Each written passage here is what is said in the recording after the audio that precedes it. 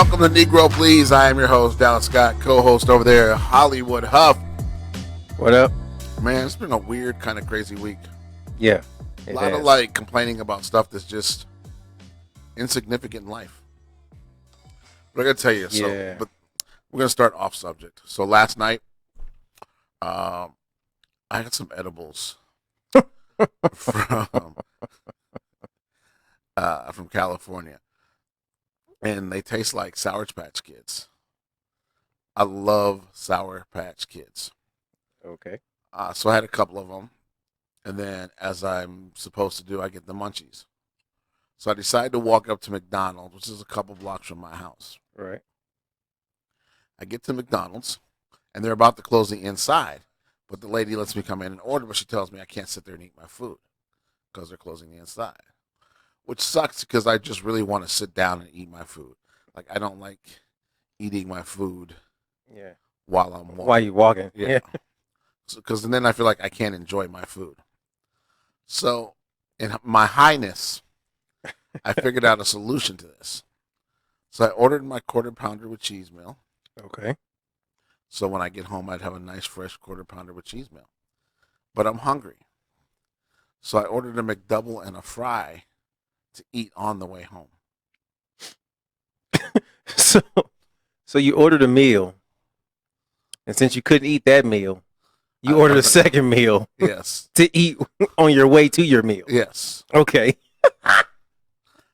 You got to be like, that's some high shit, right? Like that. I think there's like a list of things to do that you do when you're high. That's on the list. I don't know what number it is, but it's on like, my son was like, "How high were you?" I was like, "Well, it made perfect sense at the time." Yeah. And then I got home and I was full and I couldn't eat my quarter pounder meal. It was horrible. I think people who have never been high, that makes absolutely no sense. And to everybody who's ever been high, they're like, it's just I've been there. Like, we get that, yeah. It wasn't as bad. I don't think my high was as bad as your drunk texting last night. Oh yeah, that was fun. Yeah. Steve was all up in his emotions on the couch last night.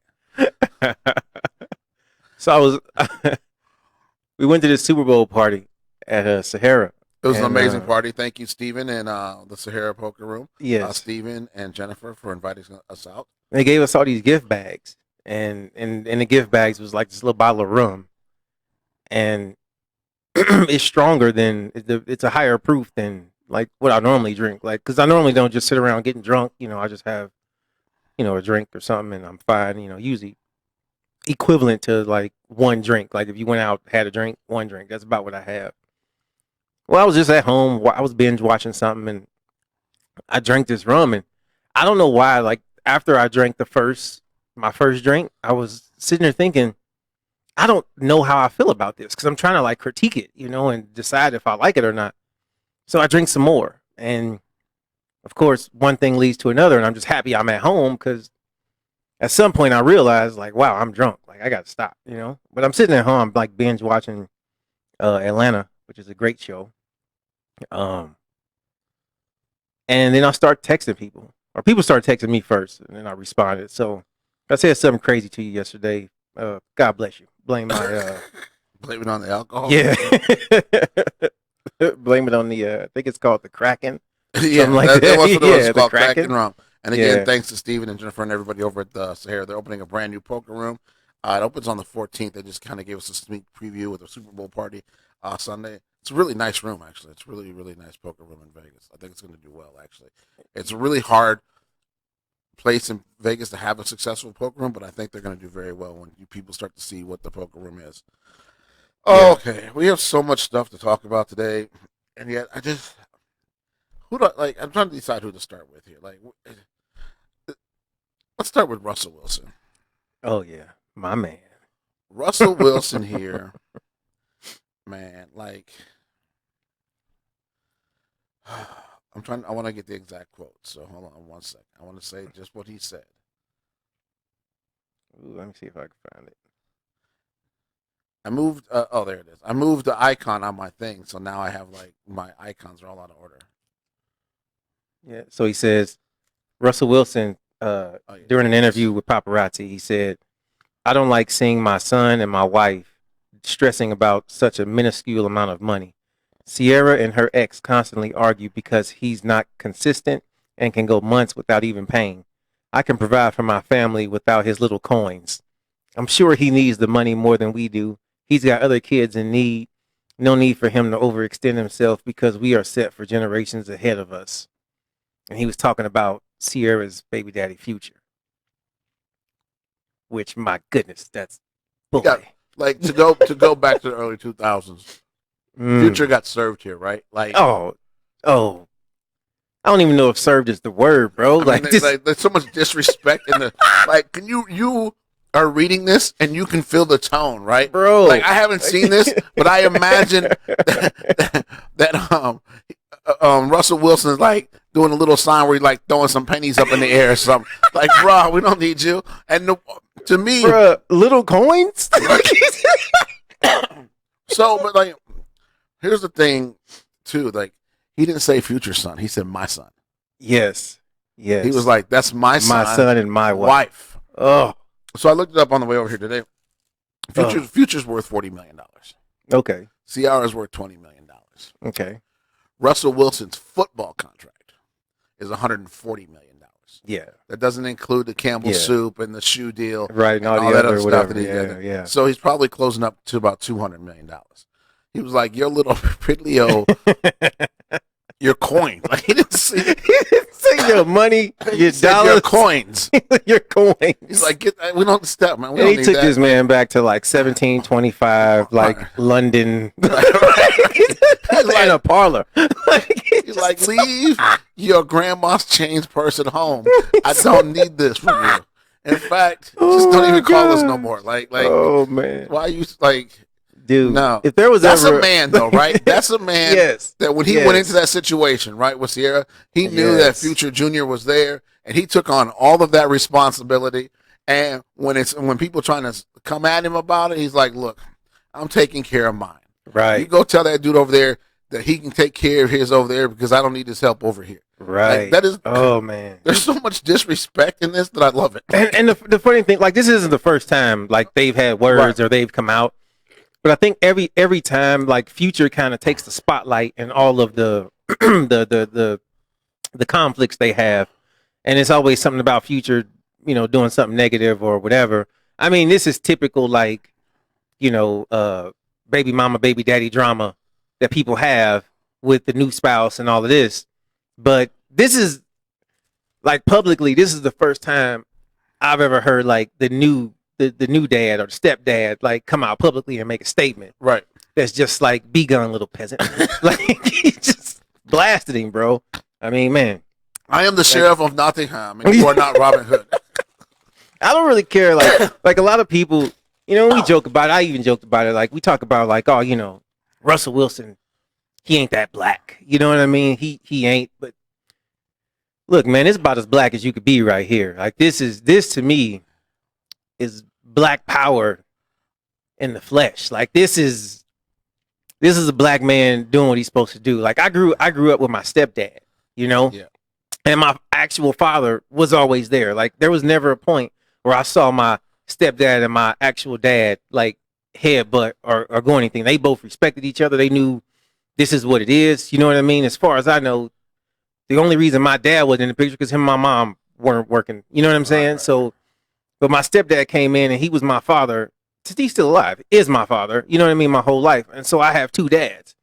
So to see somebody else be a great stepdad beyond all the stereotypes about black men and all these things, to me, it's nothing new, but it's still amazing to see, especially when they come out and make statements like this. Like this is, and against somebody like Future who's got, I don't know, 13 kids or something like that. I don't want to be too wrong, but I know he's got a whole bunch of kids by a whole bunch of different baby mamas. And it's Future. Oh, Future, yeah. And so it's like to have somebody be like, look, bro, like we don't need your coins. Go take care of your other kids. We got this one. You know what I mean? It's amazing, bro. So shout out to my girl Tammy Mack, KJLH in Los Angeles. And she also has a show on Fox Soul, their new black streaming service. And one of the questions she asked yesterday was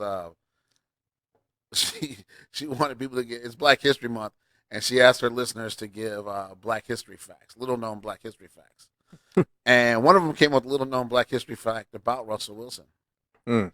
He's the first NFL player to go from white to go black and never go back.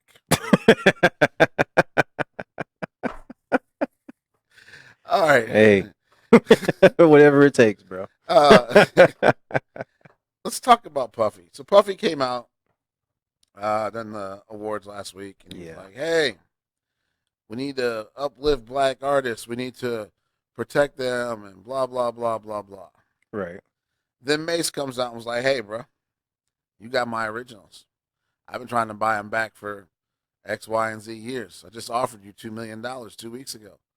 You talking about you supporting the artist? Like, let me get my royalties let me get back. my masters back." Puffy didn't respond. I understand Puffy's point, right? Yeah. That like you should be helping each other out because the man will take advantage of you. But right. The man will take advantage of you whether he's the white man or the black man, right? This right, is not of a course. racist Yeah, thing. yeah. This is a business thing. Right. I understand Mace's point about this. However, Puffy's a businessman. Puffy did what any businessman would have done. Right. Right? Like, he signed him to that BS deal that he was probably signed to the first time he signed to a label. Right. Like, right. This is the industry. Like, you sign the BS deal, and then you hope that your second album, right, you can make your demands and go. Right. You know what I mean? Like, it's just like any sport or anything else. Your first contract is not going to be that great. In essence, you get drafted. A label comes to you and says, "Hey, we want to sign you." But here's the thing: like, that first album, they're taking all the risk, so you're going to get basically a crappy deal. It's on you. At least this is how it was back with Mase signed.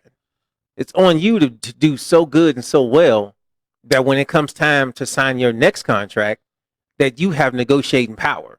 And that power is, look, I just sold X million records. I brought in this much money, so I'm worth way more money. And if you want me to sign a contract, you have to give me a deal that's now in my favor and not in your favor. So many artists nowadays, like, they don't make money off the album. They make money off the shows. Right. Yeah. They tour. Right. And they tour like something like we live here in Vegas. I swear some of these guys don't ever stop touring. Yeah. Because like they're here for one night and then 6 months later they're here for one night. Next thing you know, they got a residency for 3 weeks. Yeah. Like they just constantly on stage. Right. Because that's where the money is. They don't make any money from these downloads you're downloading from the internet. They didn't make any money off of album sales. My boys Next, when they did their album with Arista Records, way back in 1996, 97, they had to sell 1 million albums to break even. Yeah. Like before they could even make a dime, right? They were so much into promo debt because Clive Davis believed in the album and he put them everywhere. Yeah. Every radio station that was doing a free gig, he put them on there. But that meant that they had to fly them in and bring them in car limos and do all the stuff for them. Like all that stuff comes from somewhere. It comes from your album sales. They had to sell 1 million to break even. Yeah. People don't realize like how much money goes into that these labels have to put up. Like they make a music video, it's anywhere from like 40 to 60 grand. And that was back in the day. Yeah, that's not, and that's if Hype Williams isn't doing it. Like if Hype Williams doing it, now it's 150 grand. Right, like, and that's only if you don't have, some big name, music video producer at the time. And so you have to understand that these artists, the reason why they're only getting pennies basically for every album that they sell is because the label put up so much money in promotion. And back then, like there weren't streams and downloads. Like they had to actually manufacture the CDs and the cassettes and things like that and ship them out. And they had to go to, thousands of Best Buys and record stores and all over the place. And then, this is how spoiled we are now, you actually had to get up and go to the store and buy it. You couldn't just pull out your phone and push a button and download it or just stream it now, in which they get like even less than a penny now for every time you stream it. So, yeah, for the artists to make money, most of it comes from touring and then other promos and whatnot that they can do. And now you might get an ad because back in the day, artists didn't get like Bacardi ads or or Ciroc ads and stuff like that. So you might get a little money from that. But believe it or not, there are people who perform on the Vegas Strip regularly that make more money than these guys you see in these rap videos Yep. touring the country. Future's been around for how long now? Oh, 10, 15 years. He's worth $40 million. But I mean, not that this $40 million isn't any money, but think about that. For 10 years, he's been around. He's only worth $40 million. Right, he was grinding to get to that. Yeah. You know what I mean? Yeah. So it was, and that's an artist coming from an upbringing with the Dungeon Family. We're talking about like Outkast, LaFace Records, being in that environment to start out as an artist, and 10, 15 years later, he's worth $40 million. Yeah. You know what I mean? This is not even just you think he'd be the guy worth $140 million. Right. Yeah. You know, so it's, I mean, it's, and this is why I give Jay-Z all the credit in the world for taking an empire, taking basically nothing, and in the music industry, now he's a billionaire. Like, that's huge. Dr. Dre, I mean, it's, you know, both of these guys, a ton of their money came from businesses and other things, but a lot of it, you know, a lot of their fame, a lot of the reason they got some of these business deals was because of who they were in music. And, you know, these guys are both billionaires or close to it, you know, worth being a billion. You can't name more than a handful of artists who have that much money, who have that much, you know what I mean, who have amassed that much, and the majority of it came from their music connection. You know what I'm saying? So it's a hard way to make an easy living. Exactly. So, Quan, Mr. Producer, would you ever let anybody in the studio you didn't know? By themselves? Yeah. Yeah. No. Okay. All right. So, like, if you needed a producer and James wasn't around, and somebody was like, "Hey, I could produce," somebody you couldn't remember his name, would you let him come in here around your equipment? No. Okay. Yeah. So makes sense. I'm just saying. I mean, so cops in Connecticut are looking for this guy, right? This man showed up to his first day of work, his very first shift at the Quickie Mart. Yeah, that's pretty much what it was. Yeah. He stole $17,000 worth of merchandise out the Quickie Mart. And bounced. The owner of the store who hired him doesn't know his name. How do you call the police and be like, "Hey, the new guy I hired just stole $17,000 from me, but I don't know his name." And then apparently he stole his work file with all his information in it on his way out. That's the genius part of it. Is I feel like he knew that the owner didn't know him, and was just like, you know what, I'm gonna take my file too. Because why else would you take the file? Like, right. You know what I'm saying? Like, if you know he knows you, it doesn't matter if he's got paperwork. You know what I'm saying? Right. This guy, man. Like, you just... His first shift. Like, what's the interview process like?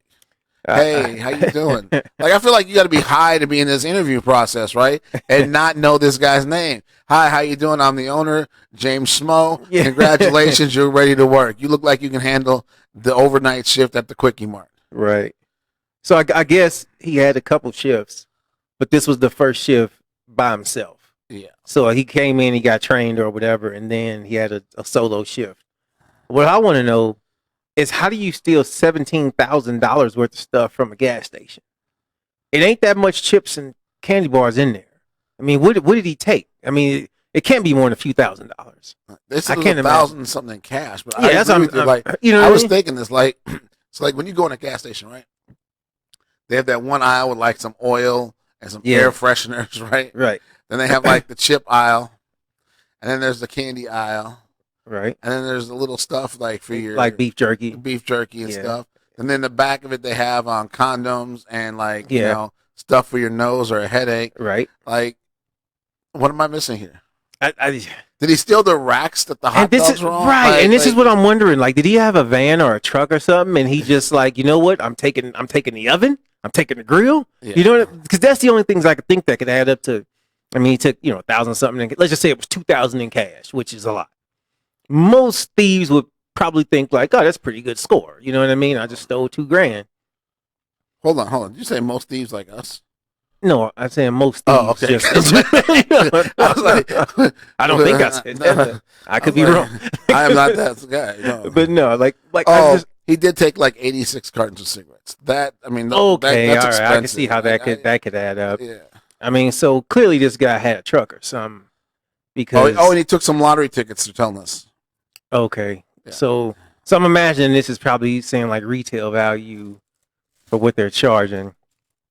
I mean, what was this dude finna do? Go post up on the corner and like bootleg some cigarettes or what? Like, I mean, is that still a thing now? Right. You know what I'm saying? It's 2020. You can't just get cigarettes. I brought this story up because it leads me to another story about a guy in a store. I don't know how I feel on this. Like, I feel like I'm insulted that they're doing this. Anybody ever watch The Simpsons? Oh yeah, Simpsons, longest running television sitcom ever of all time. Yeah, I think only The Tonight Shows ran longer, right? I think something like that. Yeah. So Apu, he is the owner of the Quickie Mart. They are getting rid of the character because they say that it is hurtful and harmful to South Asian people and that it portrays them in a bad light. How? Because, and not to say that stereotypically South Asian people happen to own a ton of 7-Elevens and Quickie Marts. Have you been to a 7-Eleven or a Quickie Mart? But, I mean, that's a business. If you buy that, I mean, most of the people who I know who own a 7-Eleven or a similar type mart, they're doing pretty good. Yeah. I'm not sure. They work for them. They're not punching the clock for anybody else. Exactly. You know, they got their hustle. They know, like,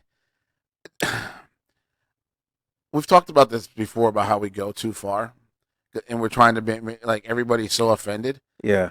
Like, if there's a cartoon character on The Simpsons with a black guy wearing a white tank top, sitting on the front end of his Cadillac, talking about what you know about that, son, like I wouldn't be offended because I know that guy. Right. Like, I know Apu. Like, right. Like, I'm sure at some point today I'll see him at 7-Eleven. Like, I don't understand how it's like, and there's stereotypes. I get it, but he's not. He's, for all intents and purposes, he's a really nice guy on the show. And then that's the thing too, is when they make the character, it's made in comedy, of course, but it's not so distasteful. It's The Simpsons, right? They make fun of everybody. They're equal opportunity when it comes to the comedy against different people. My thing is this: who do you replace them with? Right. Well, they won't. Do you put? And this is what's silly is, if it's a white person there, would you say, "Oh, that's disrespectful to white people"? No, you know what I'm saying? Like, what if it's a black person? Like, why are you saying that a person can't, run a Quickie Mart? Why can't he own his own business? Right. Have you ever been to any store in general? Let's just say he doesn't even own the Quickie Mart. He's just the general manager and been there forever. Don't we all know somebody who's been working a job for 10, 15 years, no matter how good or bad the job seems to be? Yeah. There's a Walmart by my house. I've been living in this neighborhood for well over 10 years now. And there's a couple people who I see in this Walmart from the time I first moved over here to now. Have no idea why Walmart became their career or how. But they're humans. They got to work. They got to pay bills. I've never walked up to them like, hey, I think this job is degrading you and your people working here. Like, it's like stereotypically, this isn't good for you. Like, who does that? Why? Like, I feel like if The Simpsons were going to take off every character that could be offensive, the show would end. Because, like, Ned Flanders could be just as offensive as, like, I mean, every character on the show is a stereotype. Is the problem.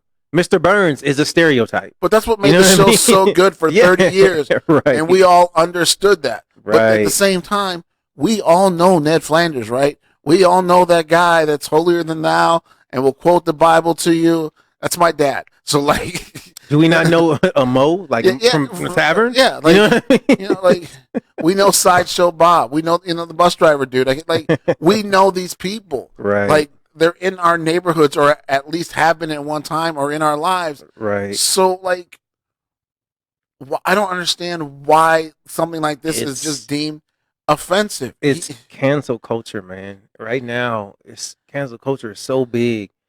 I don't even think people are offended. I almost feel like people just want to wield some sort of power. Right. And they want to be able to start some kind of movement and do something and take credit for it, no matter how good or bad it may be, no matter how many lives are ruined or jobs are lost. I mean, there are plenty of cases and plenty of people out there who need to be shut down and stopped from what they're doing. You know, who we all can just say, like, you know what? Nobody needs to hear that. That's not helping anybody. But there's a lot of people who are just trying to make an honest living, who have just worked to do something, worked to get somewhere. And instantly we look at these people and go, oh, there's a one thing he did wrong. We need to stop that. And I feel like this is a whole, I almost feel like The Simpsons. I don't know if they caught some flack from some people, or if they're just trying to stay ahead of it. You know what I mean? The organization came silly. out and said it was disrespectful and stereotypical. But there's truth in stereotypes, right? Right. I mean, like, we see memes all the time about how black people look at each other when they're not supposed to play in spades, right? Right. Like you know, we see this stuff all the time, and I just feel like you could go after every Simpsons and character in The Simpsons for this, right? Right. You could go after Bart for being this disrespectful, bite me little kid, you know, who has no respect for people. Like, right. He's teaching kids to be. You could find something around all of them, right? Right. So you either have to take it all off or leave it all alone, in my opinion. And I think you should just leave it all alone. Yeah. I mean, the show, it's 30 years. Think about that. Yeah. 30 years ago, it was funny. It hasn't changed. Yeah. And now it's offensive. Yeah. Like, and that's kind of like the thing where I'm all for things that are old, that were offensive back then, and now that were offensive, but we didn't necessarily do anything about it. We just accepted it. And now we're looking at it and we're thinking, you know what? Maybe this is kind of offensive. And we can change those things. But I don't think this falls into that category. It doesn't. This is almost the opposite, where we've moved into a more tolerant society in a sense of more accepting each other and our differences. And there are still people who need to be, you know, who've been doing their thing for a long time, and they probably need to be canceled. You know what I'm saying? Right. So those things do exist. Like, don't get me wrong there, but this is a thing where the society we live in now, granted, the whole cancel culture is like, oh, we got to get rid of this because it kind of maybe might be possibly offensive to somebody. Those are the people who sometimes just need to change the channel, because it's not.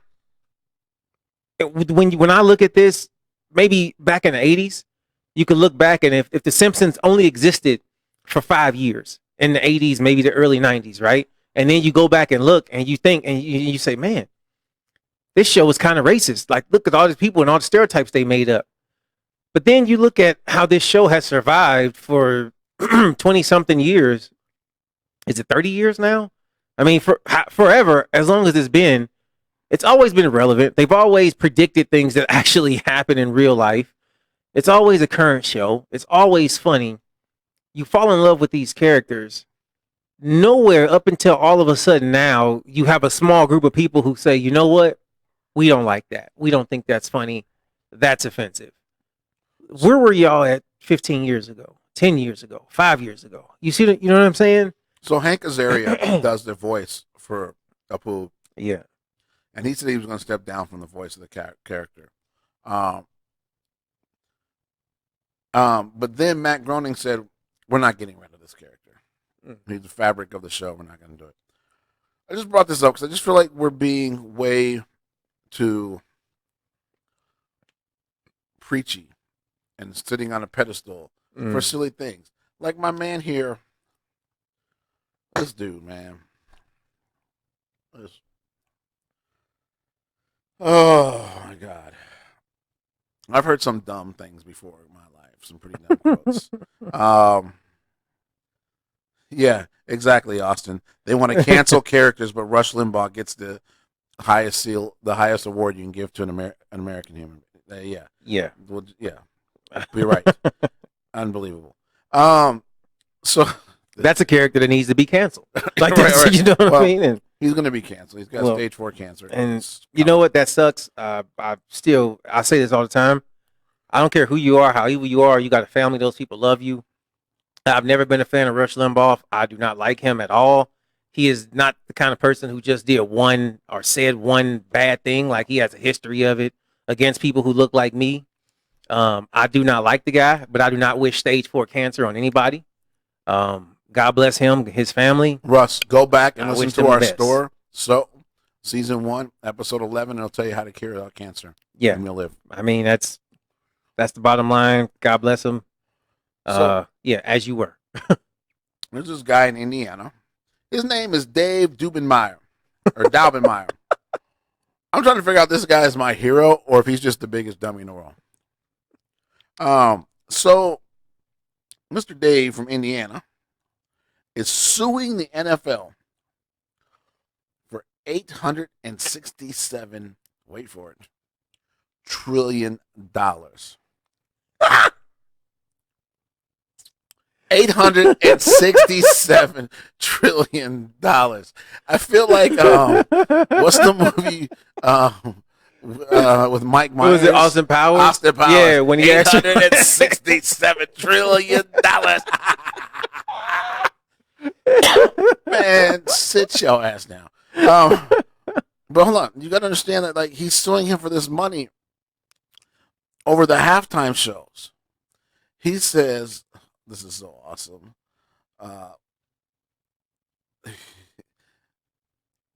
Because he says that were there any warnings that your 12-year-old son, whose hormones are getting ready to just start operating, were there any warnings that what he was going to see might cause him, he can't even write, cause him to get sexually excited, he raged. Yeah, I think there was. I think the fact that you knew Shakira and J-Lo was going to be on there. What were you expecting? Yeah, you and I were at the Super Bowl party. There was no sound on during halftime because they were making a speech. Right. And we weren't paying attention to the speech. We were fixated on the screen. So, like, I don't even know what the speech was about, to be honest with you. But I can tell you what J-Lo and them did. And I don't think this is narrowed down to 12-year-old boys who are being horny watching this. So he thinks that it wasn't just people's young sons that Daubenmire were worried about might be affected by all the sexiness. A 67-year-old former coach fears that seeing half-naked people could dictate how he spends eternity, which in his opinions should go before an earthly judge. Basically, he's saying that this will make him go to hell because he watches. First of all, you can turn that shit off. Just click. There's just one button on the remote. You wait 20 minutes, come back. It'll be all over with. Yep. Second of all, he's not protesting cheerleaders. No.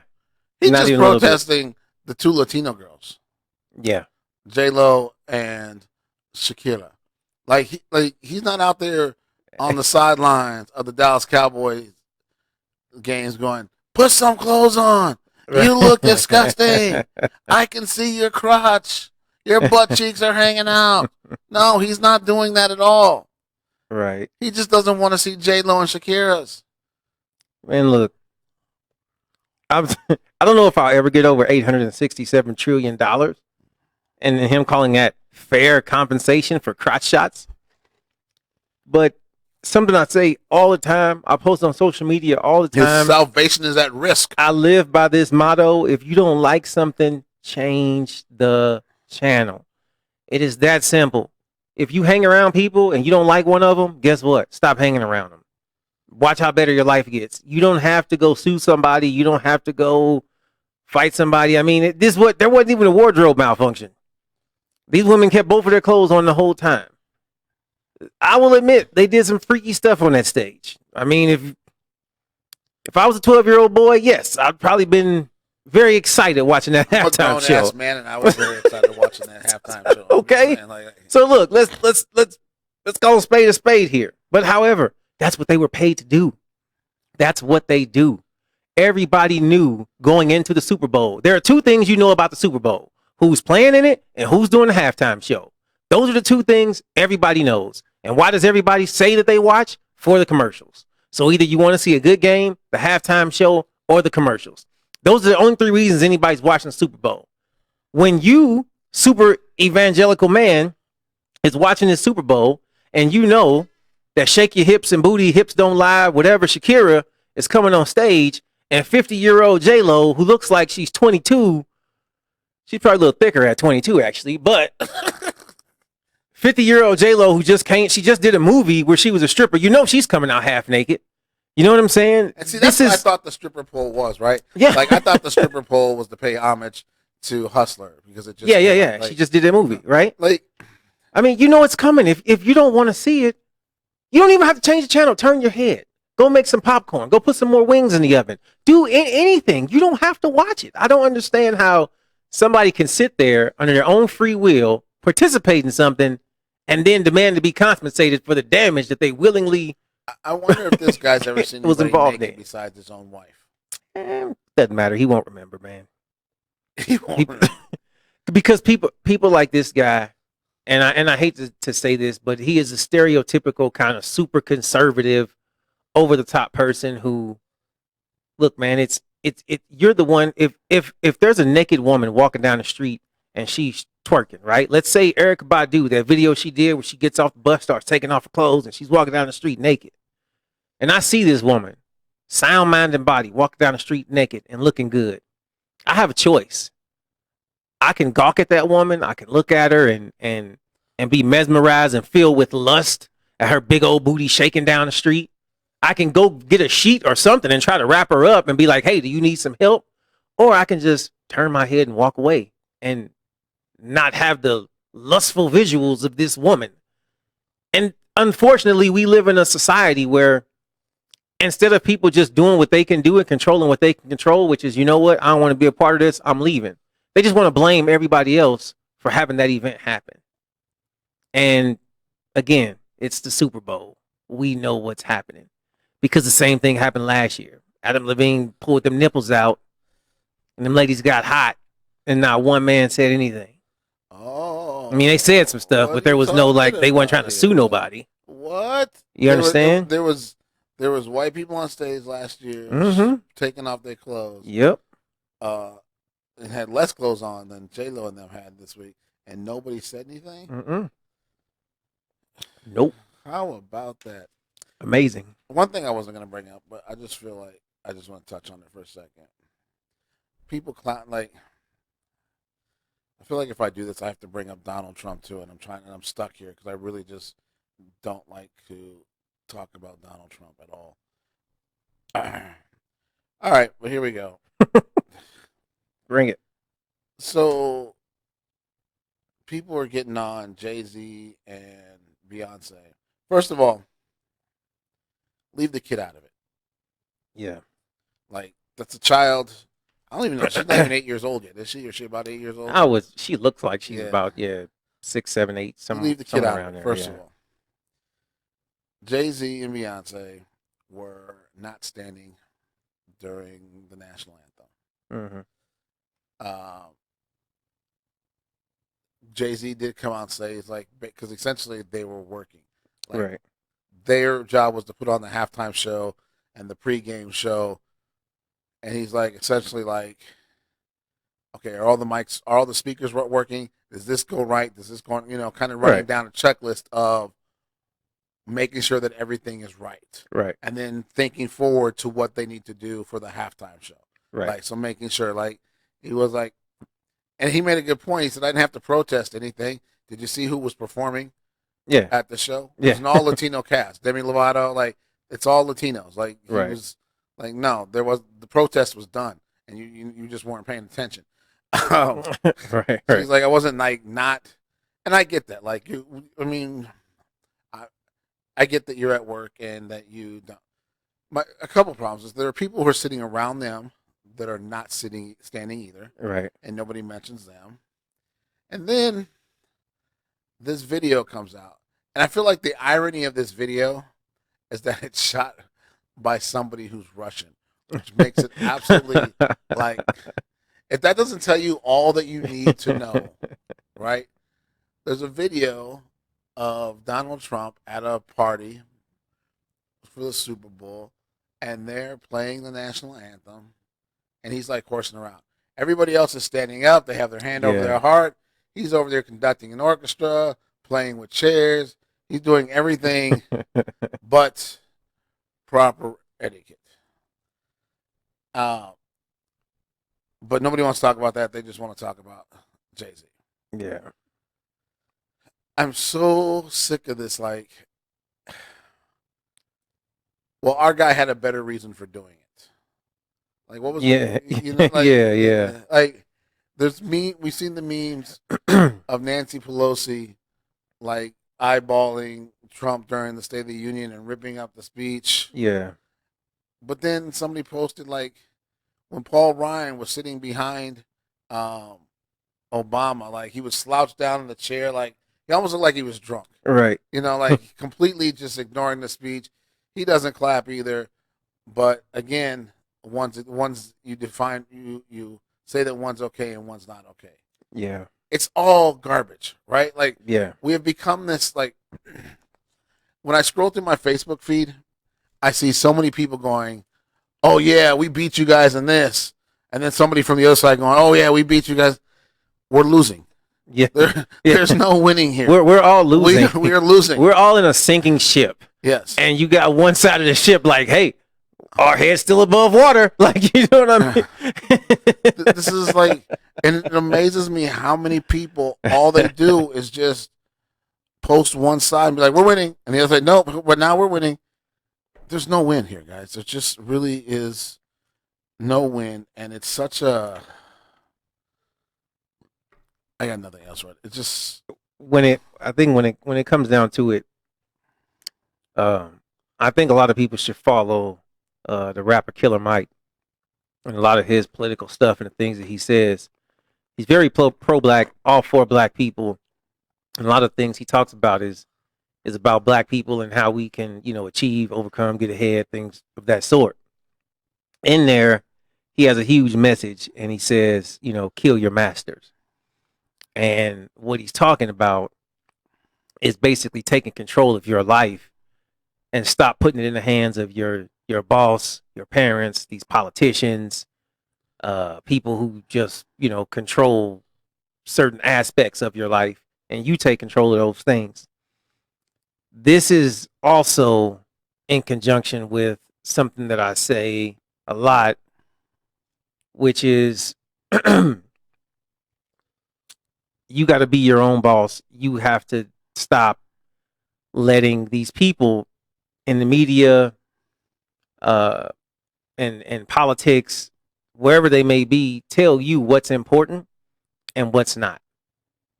People have so much invested in Colin Kaepernick that they can't see beyond the other things that are happening that are more important than a Colin Kaepernick situation. Some people are so invested in, is Jay-Z doing the right thing? Is he doing the wrong thing? And they put so much into that, they can't step back and see what's actually going on. There's a saying, you can't see the forest because the trees are in the way. And most people, especially, the people who are griping and complaining, posting things on social media, those are the people who can't see the forest because they're so focused on one of the trees. A lot of people hate Jay-Z because they're like, oh, this was just a Rock Nation move and all of this and yada, yada, yada. And then here we are. There's still speculation on maybe he did, maybe he didn't get a workout for Colin Kaepernick, which is what so many people say they wanted. Which even if Colin Kaepernick showed up and that workout went perfect, how would that change your life personally? If Jay-Z stood up for the national anthem or sat down or was working or was just on his phone, or the president put his hand over his heart and stood up with his chin high, or he was in the corner doing cartwheels and backflips, like, at the end of the day, who cares? How does that affect you? What has that got to do with you providing for your family? What has that got to do with you putting food on the table in your house? And these are things people get so caught up in, and they're losing friends. People talk about like, oh, Trump's dividing the country. Nah, maybe, but he's doing it with your help. Because if I post something right now on social media and say, man, Jay-Z's a hero for doing this, I guarantee you there's going to be half the people are going to agree with me, and then half the people are going to want to fight me about it. Because there's no way that coon did this and the coon did that. And the same people who are begging for unity, the minute somebody's not unified on your side, you breaking them down. You beating them down instead of listening to what they have to say. And we spend so much time wasted arguing about what was this, what was that. What are you actually doing with yourself? Like, who are you?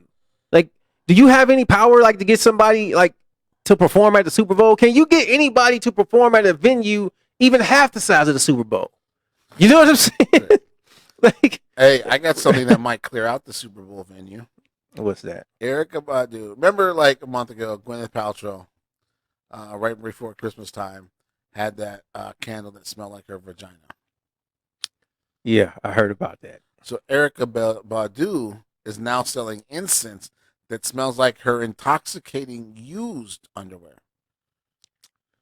Wow. Can you imagine your girl coming in and be like, "Who been in here? This smell like the Erykah Badu." You had some Erykah Badu up in here. What I tell you about that Erykah Badu? Like how you use the cover of stank to cover up stank. Like they're just. I don't. Who's buying these? Kill yourself right now. Well, why you? It's funny because yesterday I actually saw a meme about like men that Erykah Badu has dated before and after. Like it's pretty funny. Like if I'd have known this story was coming up, I'd have brought it. It's basically the show's Andre wearing the Brave shirt. Then he's got that crazy green outfit on. Common and like look, then grown up and put on some real clothes. He got on the cardigan. Yes.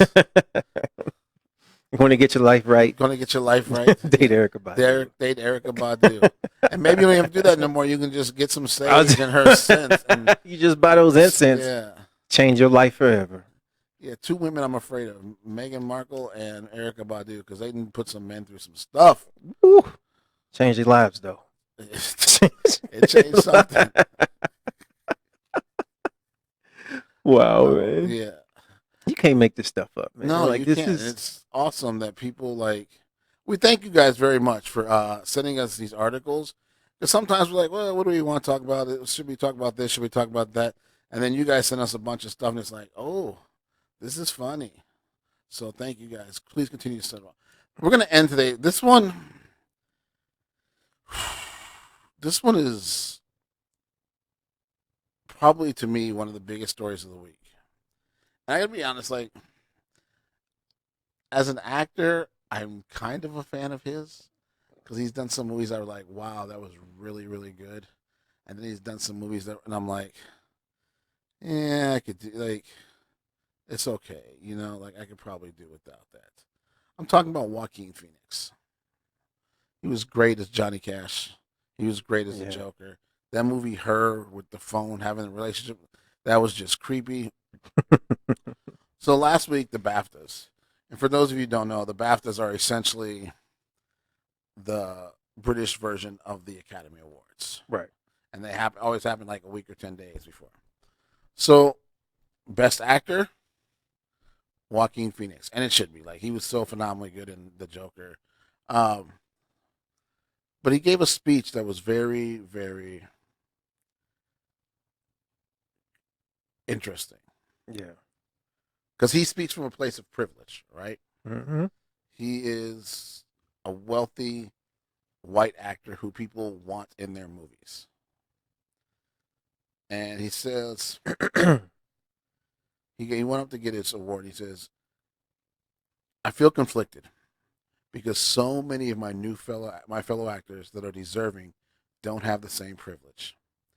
I think we need to send a very clear message to people of color I think that we send a very clear message to people of color that you're not welcome here, he continued.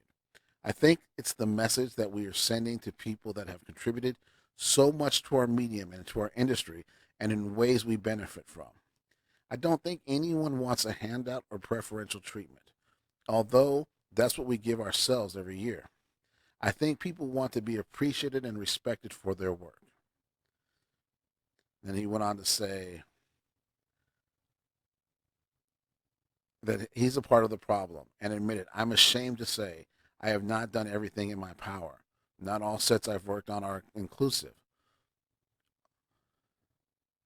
We have to have the hard work to truly understand systematic racism.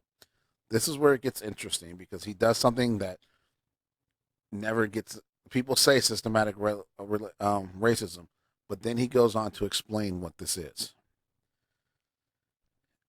It is the obligation of the people who have created and benefit from the system of oppression to be the ones to dismantle it. So that's on us.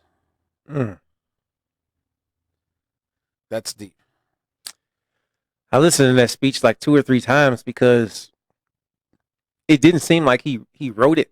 It seemed like he knew what he wanted to say, but he was speaking it from the heart. Right. And he seemed pretty like emotionally involved, when he was saying it. So it was very believable. So I had to listen to it and kind of digest it and then listen to it again. And it was a lot of little things he said. But talking about that, and Joaquin Pheonix is one of the people, if you don't like understand where his name comes from, you think he's a white guy. And a lot of people look at him as a white person. I think a lot of people in certain instances look at even J-Lo as a white person. Well, we've because talked people about that before. People who pass, call right? Yeah. You know what I mean? Or you become so famous that they can't see the color. Like Michael Right. Jordan is so famous that people don't see the color. Right. And so when I'm hearing Joaquin Phoenix say this, and in my head I keep thinking, what are you talking about? You Puerto Rican. You know what I'm saying? But at the same time, a lot of people don't look at Joaquin Phoenix as a Puerto Rican. When you look at the roles he plays, it's not a Puerto Rican character. It's a white guy, And so I believe so for him to be of that background and to realize he himself has passed a place where he has kind of transcended his Puerto Rican heritage, and he's accepted to have an amount of privilege that he's not even affected by the exact thing that he's talking about. You see what I'm saying? Like, to me, that's deeper than if anybody else could have had given this speech. And it's not coming from another black person who's saying, I want this. This is coming from someone who, as he even stated, is the beneficiary of the exact system that he's saying should be, in a sense, dismantled. I think it was probably, it was, you could say it was maybe political or something, but for someone like this to give a speech like this in this avenue, it pertained directly to the audience that he was speaking with, right? So he wasn't talking about soldiers or the president or something else. You see what I'm saying? We talk about the Oscars are whitewashed and not enough black actors and people of color get awards in the Oscars. Right. And he's saying the BAFTAs are even worse. Yeah. And he's like, I love this line. Nobody wants the handouts or preferential treatment. Yeah. And that's the truth, right? Like, nobody's ever been like, I think most black people I know don't like affirmative action. No. Because that feels like a handout, right? That feels like preferential treatment. I want what I've earned. Right. I don't want to be denied just because I don't look a certain way. Right. That's what, and I think that's the thing a lot of people don't understand. When you have something like an artistic award, a lot of times it's easy to skip someone because you can always say, well, the award is given based on an opinion. And it's based on the opinion of the people who are in that chair. They have to be able to see this movie or your story and, in a sense, feel something. Or in a sense, see you disappear as a character. And it's a lot harder for someone to do that when they can't emphasize or relate to that particular situation. So in movies, when you talk about really good drama movies or something along those lines, where people usually win a lot of the big awards for because they have to do some heavy acting, most of those stories are written by white people, told by white people, and they're being played on screen by a white person. And the person judging that story is a panel of white people. So when you do have a black story told by a black person and portrayed by a black person. Now you have to get this white person who is more likely than not can't relate in any way, shape, or form to that story and say, you know what, I think this is better than all these other things when they in essence don't even know. And an example of that is comedians, right? Yeah. Because I have friends who think Bill Burr and Louis C.K. are the funniest guys alive, and I just don't get it. I have no recollection of the stuff they're talking about. Right. So it doesn't. I can't relate to it. So it's not funny to me. Right. Not that I don't laugh from time to time. But Right. the majority of the stuff they're talking about, I don't get. As a black person, I don't get it. Right. And it's the other way around too, right? There are things that when you see people like Cat Williams or what's his name? Cat Stevens, Cat Williams. Cat Williams. Yeah. When you see him talk about stuff like having the silk pillows for the permed hair and stuff like that, white people don't relate to that either. You know what I mean? Like, so like, I get that. And I think that this goes to what you're saying is because comedians tell stories, right? And know your audience. A black audience will think black comedian stories are funny because they relate. They know that person. Right. And vice versa with white. So when you are a white person and you don't understand the backstories to these colored movies, right? You know, you're not going to have that emotional connection. Exactly. And this can happen both ways too, right? Yeah. You can have black people watching movies about slavery and just it angers you, right? Like, yeah. But they're white people. Like, we don't talk about this, but slavery movies anger us. Right. Like you don't. Oh, don't. No, we didn't. I didn't watch 12 Years a Slave. Like, these movies anger us. Yeah. Like, they are a part of culture and history that should have never happened. Right. And you're talking about our families, yeah. the members of our ancestors that went through this. These anger us. So, as a black person watching that type of movie, you may be watching for the black actor or actress, but in reality, that movie in general fills you with something that you don't want to carry around. Right, right. And that is especially a lot of movies. The more I know about it, the less I want to watch it. I've studied Black history, especially in relation to the slave trade, Black people, how they made it to America from Africa, not just through slavery, but through independent travels, other countries, things like that. Those are things I study. Even now, I continue. Sometimes I take notes on it. Like, I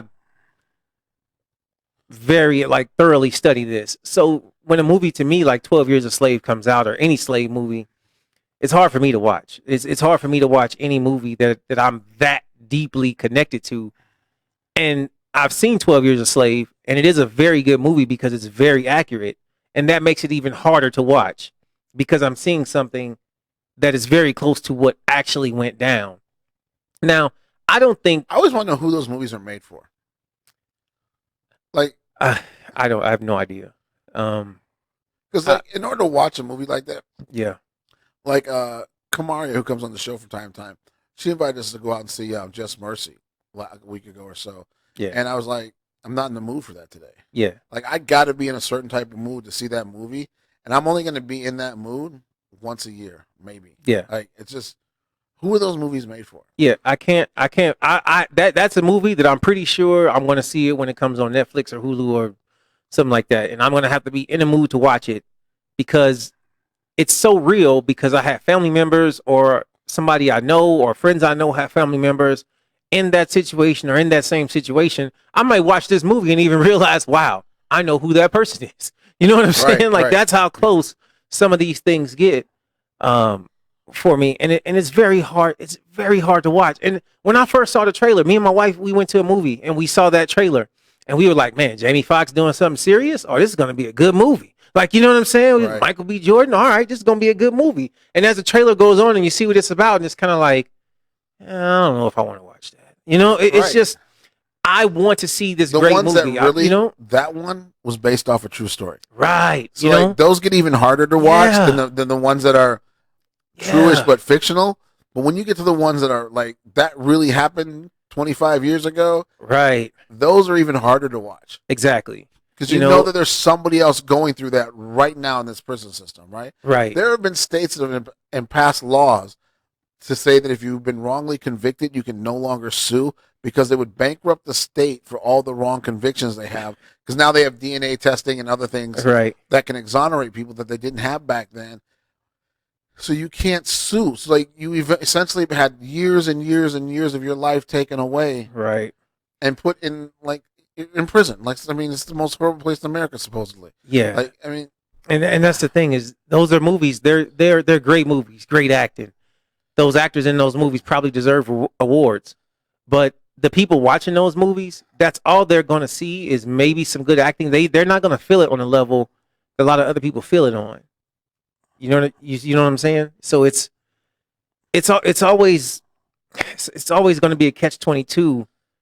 I think going back to, the BAFTA awards and how do you fix the problem? I mean, clearly you have to put people, a multicultural, I won't even say it necessarily needs to be a different ethnic background, but people need to be multicultural, as in people from different backgrounds.